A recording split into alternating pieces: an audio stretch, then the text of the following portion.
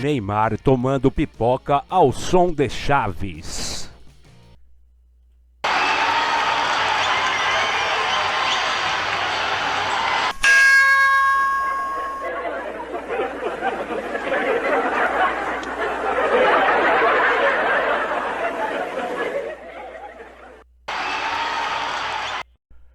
Neymar foi atingido por um saco de pipoca após o empate do Brasil com a Venezuela, na Arena Pantanal, em Cuiabá, e se irritou.